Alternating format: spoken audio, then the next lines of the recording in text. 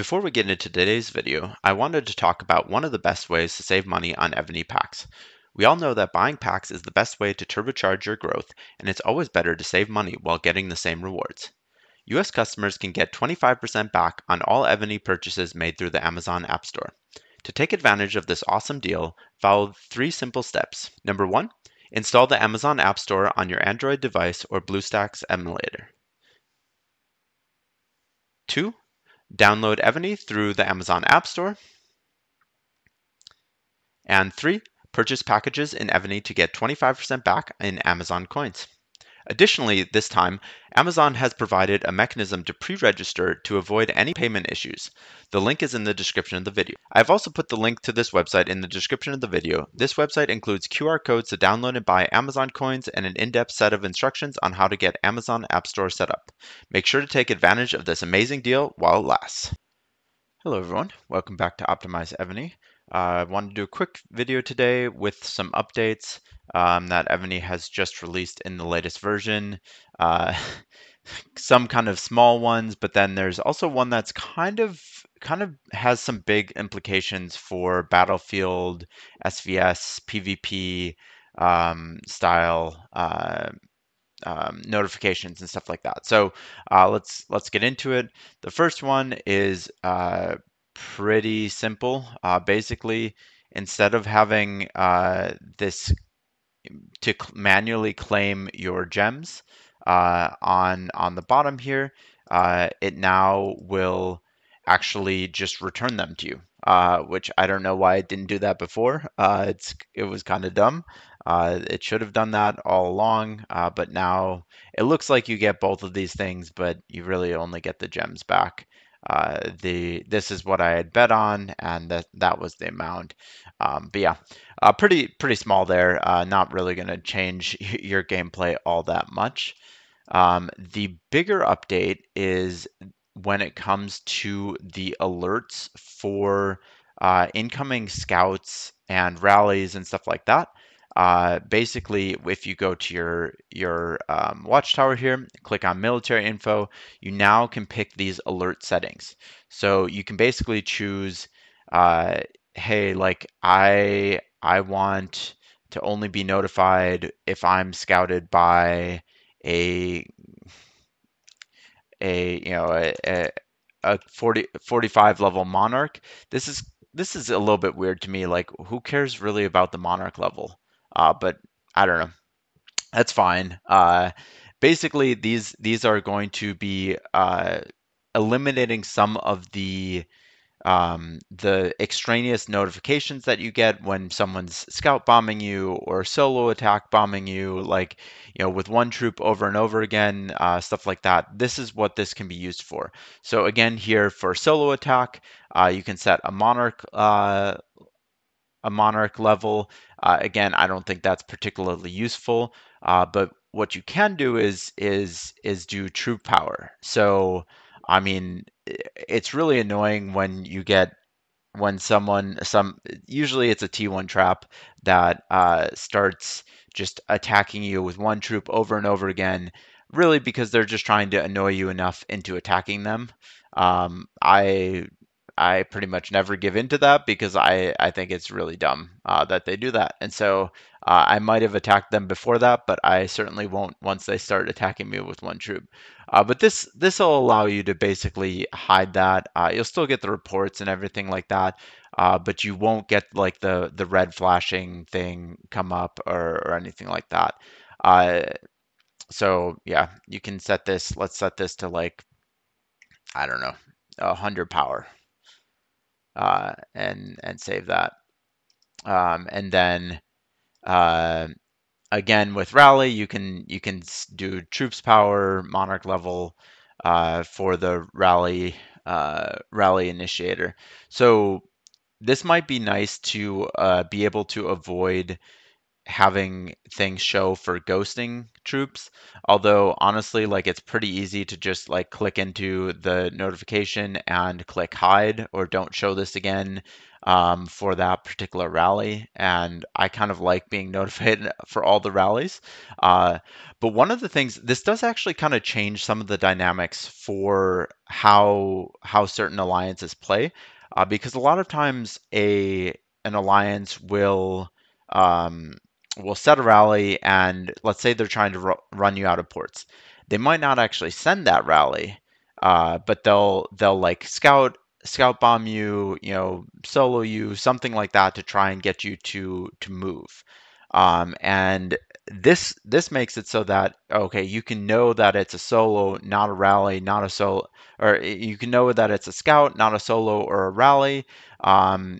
This helps you be able to kind of customize these settings to what you actually really care about. So kind of a nice update, but it's a little bit weird how it's implemented with the Monarch level. Like, I don't know. Maybe it would be maybe it would be a little bit more useful to do by attacking power, something like that. But you are able to do attacking power here for the solos and the rally. But yeah, let me know what you guys think about this. It does change things a little bit. You used to have to like be able to navigate whether something was a real attack or not, or if it was a scout coming at you or whatnot, to know when to port. This might make that a little bit easier, but ultimately, I think a lot of the the alliances that are going to be doing that will be fine. They'll either just send the rally or, someone will solo or I don't know. They'll figure it out. I'm not too worried about that. So that's kind of the new updates there. The other thing that I wanted to talk about was um, these medals. Again, these medals are useful in the Senate to do the positional upgrade, positional promotion, and you need X amount of medals and some blood of Ares. So one of the things that I didn't tell you guys in my initial video because I hadn't played around with this quite enough on it yet, is that Evony is smart. They understand how people try and game the system and stuff like that. Not even game the system. They are absolutely trying to get you to spend money on the game. That is their like sole objective. And so with the launch of this, I was thinking, oh, like this will be perfect. I can get rid of some of my duplicate tavern generals. It'll be great. But that doesn't really work out so well. So like for example, Harold is a tavern general. Let's see. Oh, you only get 30 medals for him. Let's look at Oleg, another tavern general. Again, only 30 medals for him.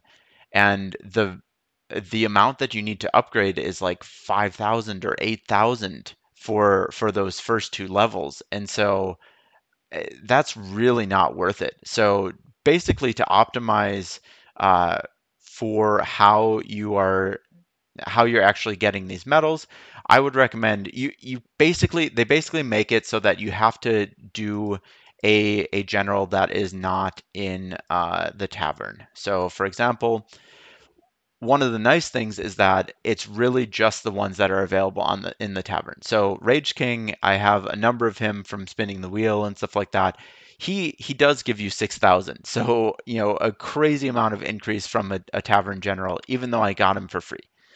So he's a pretty good candidate for this. Um, Mehmet is again one that I got for free. Also, any ones that you open that you might have extras of, William Marshall. I don't use William Marshall as my wall general. But again, like a lot of these are going to be kind of unfortunately not super useful that I've kind of been stacking up. Uh, but one of the nice things that you can do is you can ones that you have too many fragments for that you have more fragments for than what you need to 10 star them. Uh, you can safely get rid of the other ones without impeding your ability to ascend it later. Or like for example, I have an Elise that is already 10 stars. Like I can get rid of some of these extra ones here. The other kind of trick that I've kind of been working through on this is uh, so for example, there's relic generals that are not available in the tavern, but you are able to get their fragments. So let's find one of those relic generals. So for example, one of the relic generals that you can get is Maeda Toshi. And let's see if you go to 30 fragments uh, just to get a baseline, yeah, you get 6,000 crafting metals. So I would recommend using either generals that you have extras of, generals that you get from relics, or like for example, Rage King or any other like non-tavern generals that aren't very useful. Um, do remember to keep at least one copy of every general just in case you need them uh, for covenants and things like that.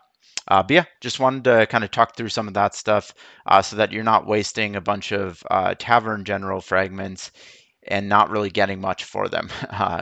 Because yeah, I mean, 30 compared to 6,000 is just insane. Like you're not going to use tavern generals for this unless you have like a million stacked up.